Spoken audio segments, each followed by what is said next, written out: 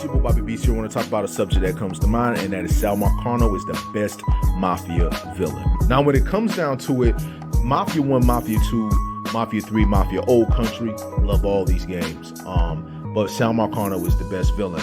I will not reveal who's the final villain for 1, because it'll spoil the story. 2, a little lackluster.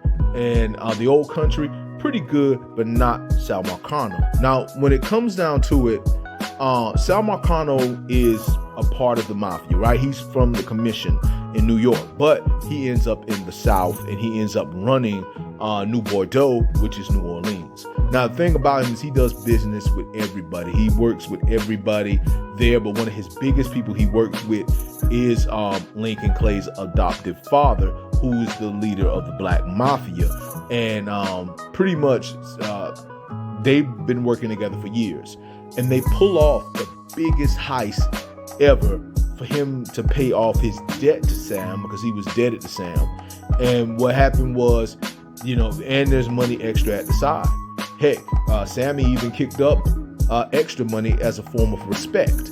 But Sal still betrayed Sammy and tried to take out the entire Black Mafia because he wanted someone else to take over. At first, he wanted Lincoln to do it, but then he decided that he was going to let his nephew or whomever take over the side where all the blacks was. Now, when it comes down to it, this came back to bite Sal Marcano in the ass. Like, the betrayal of Sammy and the Black Mafia, and showing, his racist hatred towards them, because even though he's Italian, he has adopted some of what it was in the South, and he had that kind of hatred with him. Now, one thing I want you to remember is that Sal and Sammy has been working together at this point for damn near 20 years. They've been making money together for damn near 20 years. They've been doing everything for a very long time. Lincoln and Sammy's son literally raised with Georgie, who is Sal Marcano's son. They're pretty much like a family, if that makes sense. But Sal's sudden betrayal out of nowhere was brutal. No one saw it coming. And it was something that pretty much is the reason why things turn out the way they did in Mafia 3.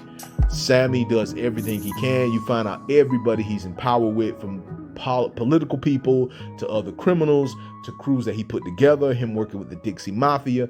It was pretty much him working with everything and having power established as much as possible, only for Lincoln to go to war with him and take it all apart. Now, when it comes down to it, Sal is a very, cold, cutthroat, brutal character. He doesn't like the Mafia. He doesn't like the commission. He doesn't like their involvement.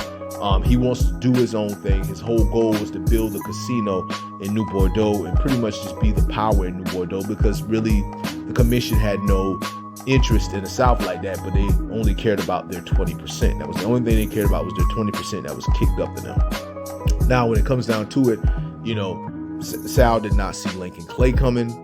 Lincoln Clay, who's from the Black Mafia, would go on to the Vietnam War, become Special Forces, and upon his return was very successful in the reason why they were able to pull off the job they did, robbing that bank. And so Lincoln surviving that ordeal is what ended up creating the situation with them. And pretty much in the end, Sal does everything in his power to take Lincoln down. Literally, Lincoln is going through armies to take Sammy down, until even right in the final moments between the two is like a man-to-man conversation, with both of them knowing how things are going to be.